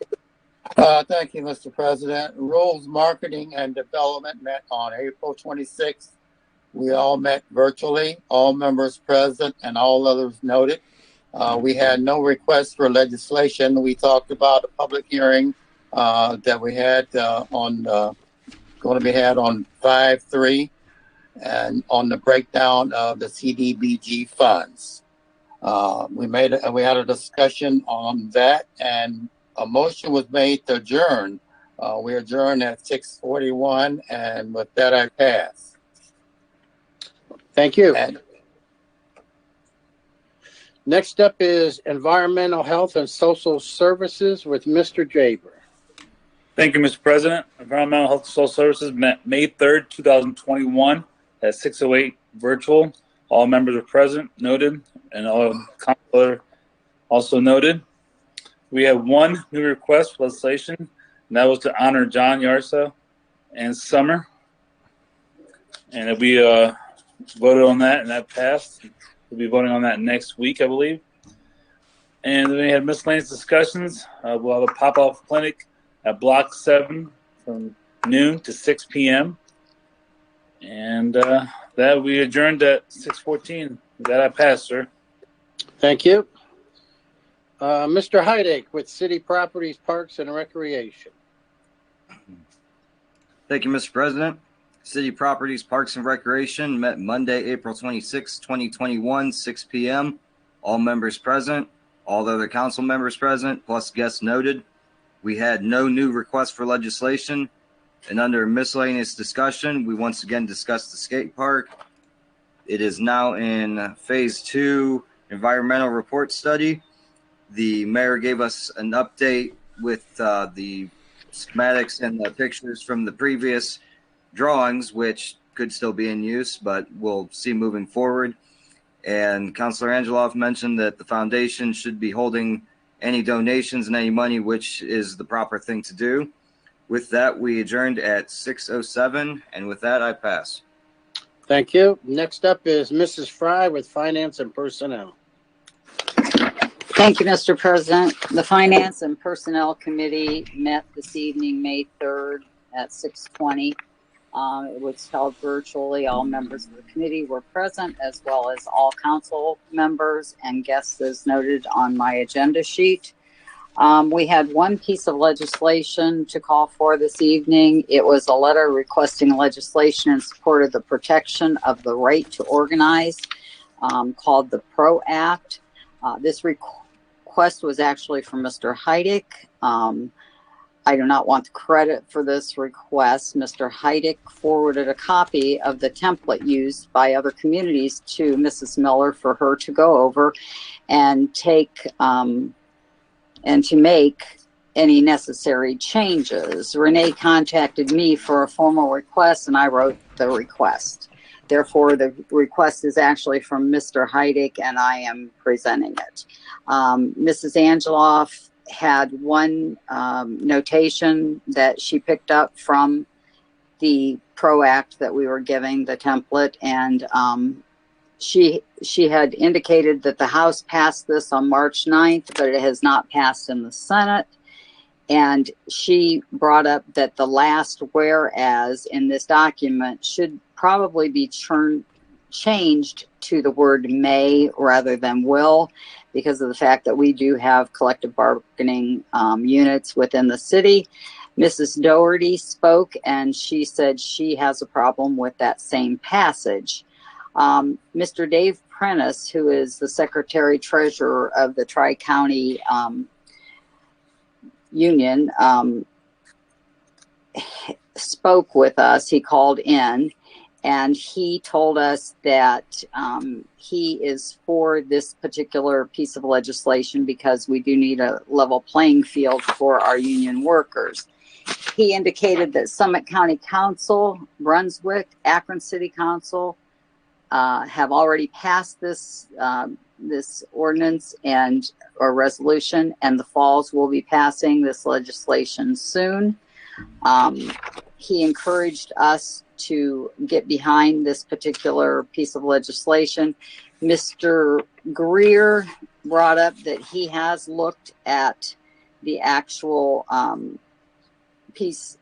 bill that's in the Senate right now, and he feels that we should all read it before making our decision about whether or not to vote for this. Mrs. DeBevick made a motion to call for it. And tentatively, we are going to have 2 readings based on the research done by all of council.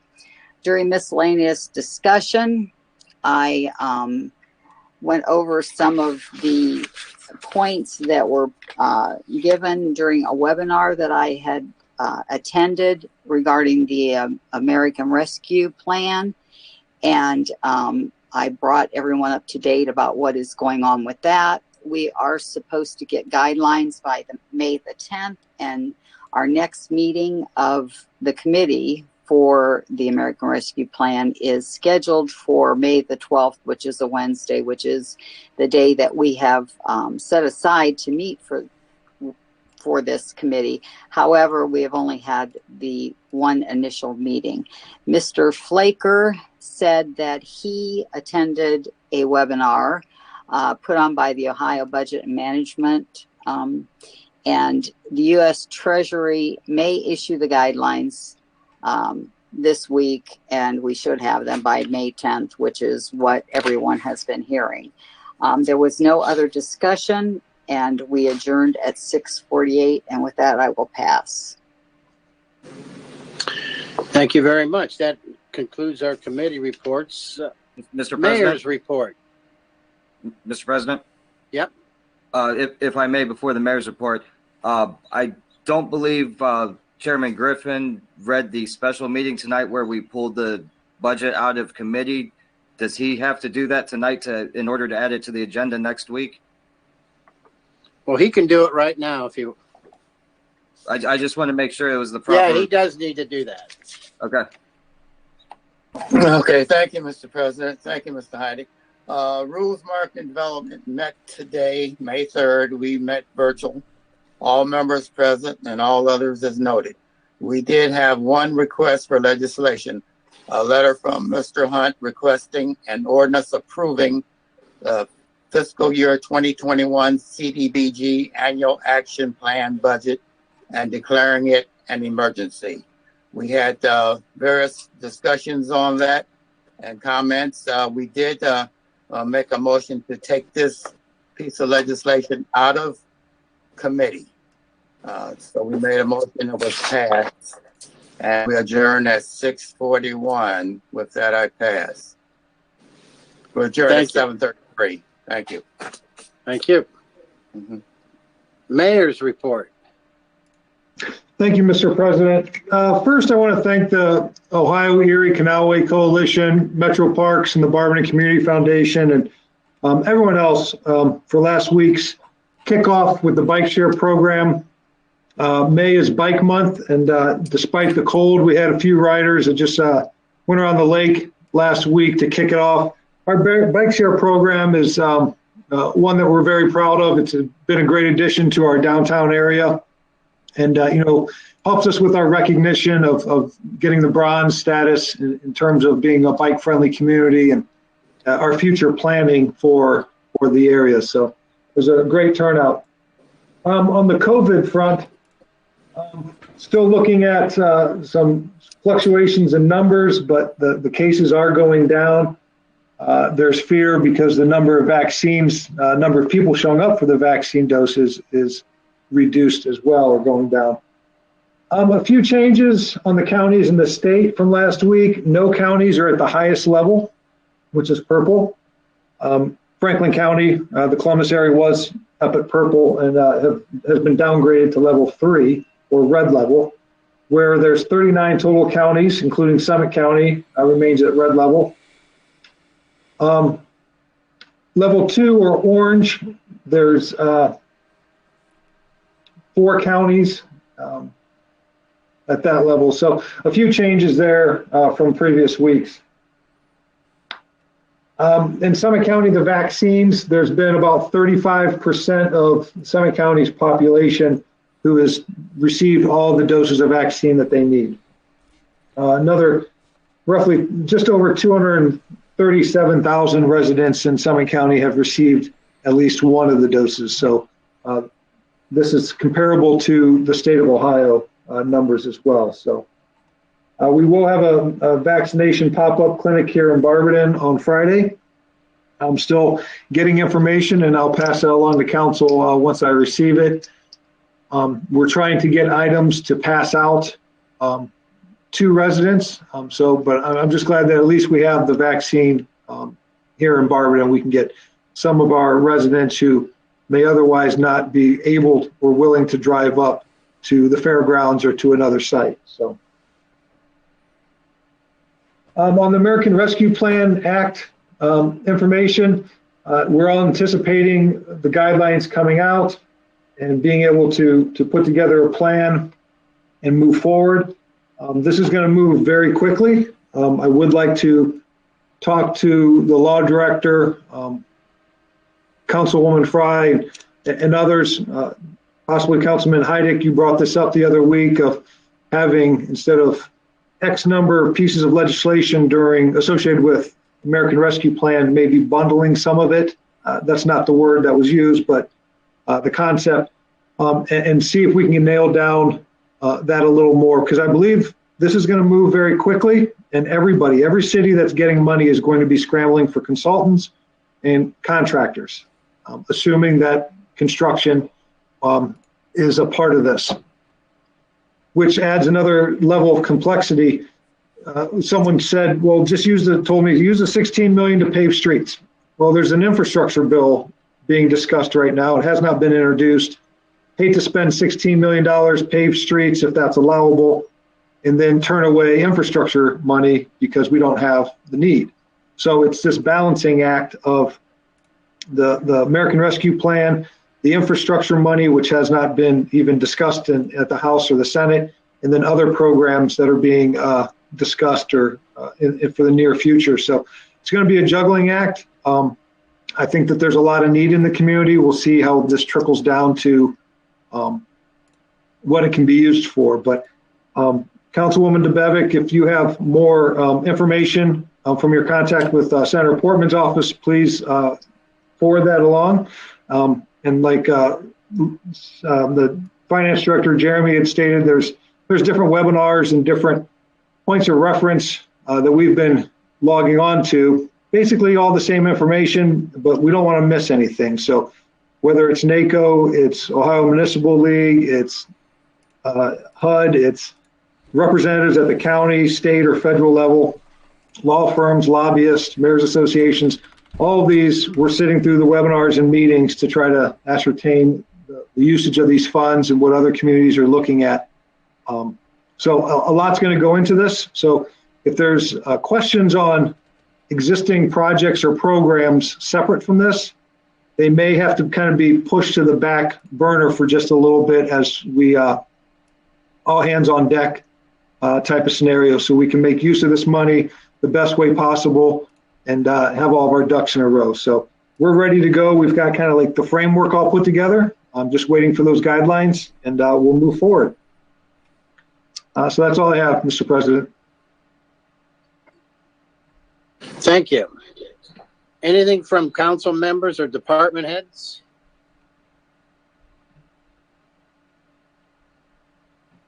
Mr. President? Yep. I don't know if you've noticed or not, but there's a lot of tension between us council members. I really think we should try to get together at chambers or maybe out to eat somewhere together so we can all just sit together and just spend more time with each other. Just seems lots of tension going on and miscommunication. So it'd be nice if we get back to chambers or go to Angie's or go to Jalapenos, get something to bite to eat. That would be okay. It's nothing to deal with city or council business was discussed, because that Correct. would be a violation. Yeah, correct. That's a public record. Correct. But I mean, just for us to all spend quality time together. I think it'd be nice for all of us to hang out a little bit besides dealing with this council stuff, so we can just open up and see there's a lot of tension between all of us through emails, through virtual meetings, Go meetings, and phone calls. And that's all I gotta say. Thank you. Anyone else?